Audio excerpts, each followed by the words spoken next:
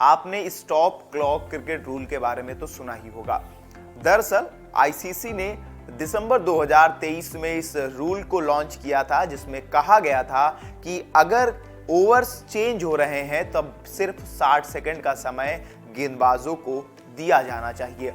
और अब आईसीसी ने इस रूल को परमानेंट कर दिया है, यानी कि अब व्हाइट बॉल क्रिकेट में अब आपको सिर्फ ओवर चेंज करने के लिए 60 सेकंड मिलेंगे। पहले इसे एज अ ट्रायल टी20 में लागू किया गया था, तब इंग्लैंड और ऑस्ट्रेलिया के बीच टी20 श्रृंखला खेली गई थी।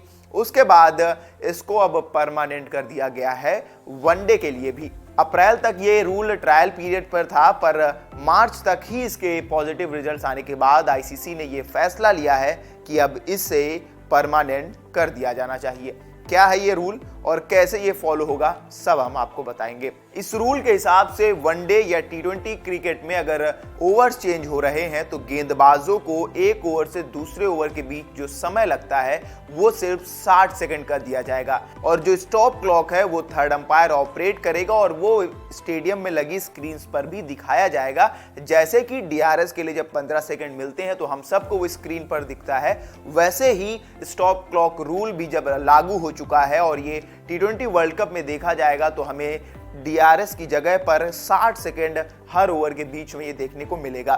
अगर कभी 60 सेकंड से ज्यादा लगता है तो ऑन फील्ड अंपायर मैदान पर कप्तान को इस बात की वार्निंग देंगे कि भाई ये 60 सेकंड से ज्यादा हो चुका है और आपको एक वार्निंग मिल चुकी है। इसी तरह की 2 वार्निंग मिलेंगी और तीसरी वार्निंग पर पेनल्टी लग जाएगी, यानी कि जो विपक्षी टीम होगी उसके खाते में 5 रन एक्स्ट्रा ऐड कर दिए जाएंगे। इसीलिए ये रूल बहुत खतरनाक होने वाला है, ना सिर्फ वनडे बल्कि टी20 क्रिकेट के लिए भी।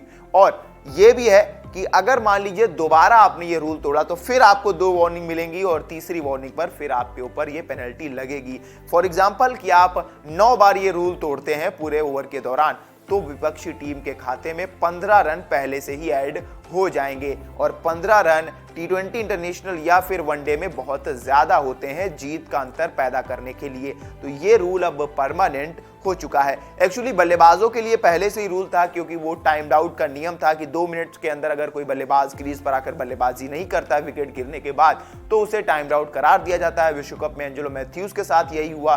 तो अब गेंदबाजों के लिए भी एक नियम आ चुका है कि व्हाइट बॉल में अगर 60 सेकंड के बीच गेंदबाजी शुरू नहीं की तो फिर 2 वार्निंग के बाद तीसरी वार्निंग पर पेनल्टी लगेगी।